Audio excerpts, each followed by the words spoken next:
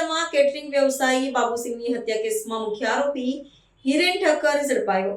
વડોદરાના દાંડિયા બજાર વિસ્તારમાં કેટરિંગના જાણીતા વ્યવસાયી બાબુ ચૌહાણ ઉર્ફે બાબુસિંહની ક્રૂર હત્યા થતાં સમગ્ર શહેરમાં ખળભળાટ મચી ગયો છે। રાવપુરા પોલીસ મથકની હદમાં એક કારમાંથી તેમનો લોહીલુહાણ મૃતદેહ મળી આવતા પોલીસે ત્વરિત કાર્યવાહી હાથ ધરી હતી।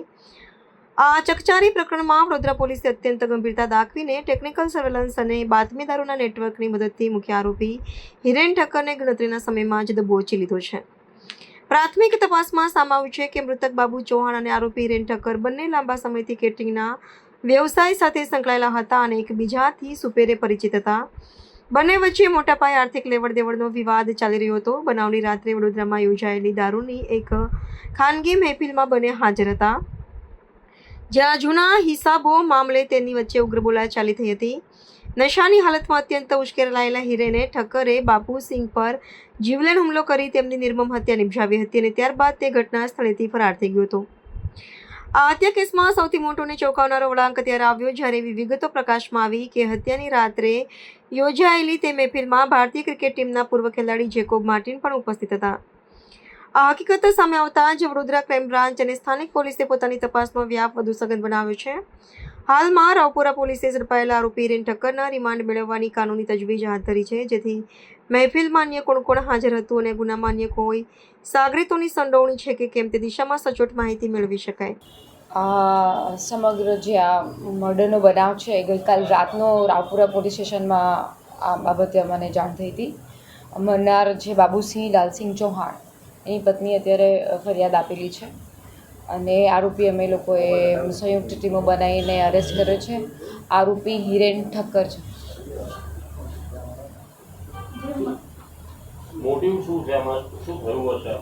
આ બંને જણ પહેલાં એકબીજા સાથે પરિચયમાં હતા। હિરેન ઠક્કર અને બાબુસિંહ ચૌહાણ એકબીજા સાથે કેટરિંગના ધંધામાં એકબીજા સાથે કનેક્શન હતું।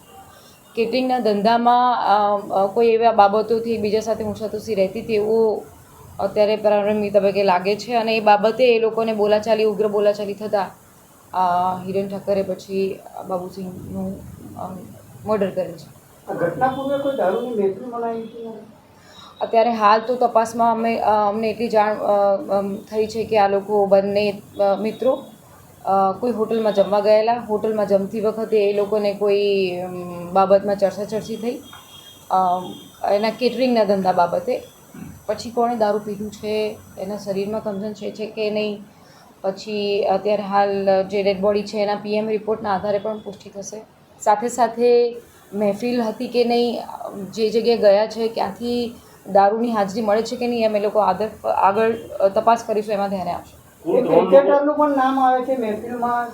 અત્યારે હાલ વાયા પૂછપરછ કરતાં કોઈ ક્રિકેટર છે એનું નામ છે, પરંતુ અમે પુષ્ટિ કરવાની બાકી છે એની હાજરી છે કે નહીં, એના વેરઅબાઉટ ક્યાં છે એની તપાસ આગળ ચાલુ છે। શું નામ છે ક્રિકેટરનું જેની તમને પ્રાથમિક માહિતી મળી? જેકોબ માર્ટિન કરીને કોઈ ક્રિકેટર છે એની હાજરીની અત્યારે હાલ અલગ અલગ માધ્યમો દ્વારા અમને એની હાજરી જણાય છે, પણ એને શું રોલ છે, એને શું કરેલું હતું, એ સાથે હતો, એને બોલાવવામાં આવેલો છે, કઈ હતો, એની તપાસ અમે કરી રહ્યા છીએ। કોઈ નાણાંની લેવડ દેવડમાં હોય અને કેટલા નાણાંની લેવડ દેવડમાં ઘટના બની?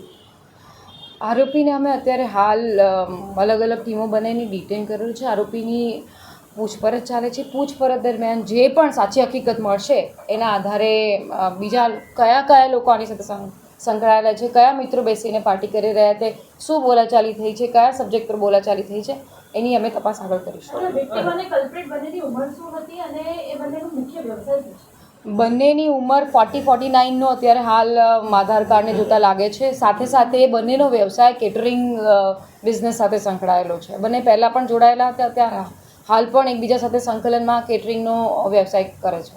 હિરેને કઈ રીતે એની હત્યા કરી છે અને કયા વેપનનો ઉપયોગ કર્યો? ઘટના સ્થળેથી એની ગાડીમાંથી અમને ચપ્પુ મળેલું હતું। અત્યારે હાલ જે તીક્ષ્ણ ધારદાર વેપનમાં એને ચપ્પુનો યુઝ કર્યો એવું અત્યારે હાલ લાગી રહ્યું છે।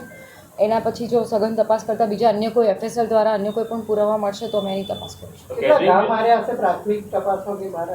આ PMના આધારે મને લગભગ 3-4 ઘા જેટલા દેખાઈ રહ્યા છે। પછી તો ડિટેલ પોસ્ટમોર્ટમનો રિપોર્ટ આવે એના આધારે કહી શકાય।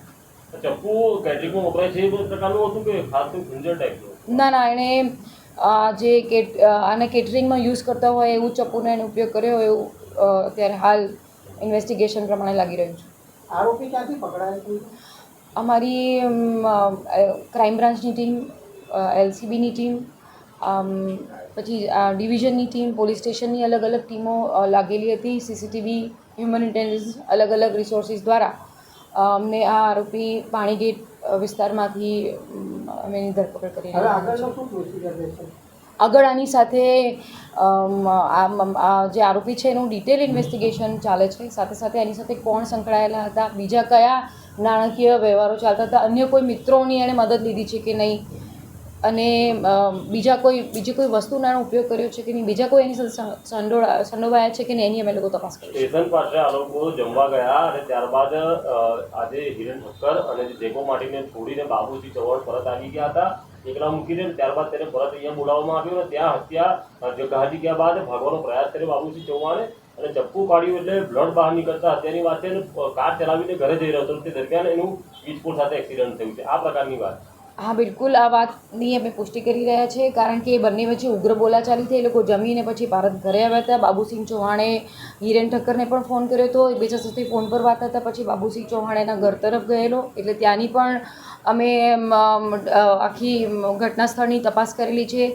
ત્યાં એ લોકો વચ્ચે ઉગ્ર બોલાચાલી બાદ ઝપાઝપી થઈ. ઝપાઝપી બાદ હિરેન ઠક્કરે એને તીક્ષ્ણ હથિયાર વડે એને મારવાનો પ્રયત્ન કર્યો. પછી એને ચપ્પુના ઘા લાગેલા. પછી એણે થોડીક હાલત એની સ્થિર હોય એ ગાડી ચલાવી અને પોતાના ઘર તરફ જઈ રહ્યો હતો. એની પછી આ જે ચપ્પુના ઘા વાગેલા, પોતાનું શરીર સક્ષમ ના રહેતા પછી એનો એક થાંભલા સાથે અથડાઈને એક્સિડન્ટ થયું, કારણ કે એની સાથે ઘણી ગંભીર ઇજાઓ થયેલી હતી અને પછી ના જીવી શકે, પછી એનું મૃત્યુ થયું છે. એટલે શરૂઆતમાં એક્સિડન્ટ લાગે, એના પછી ધીમે ધીમે આ કડી મળી.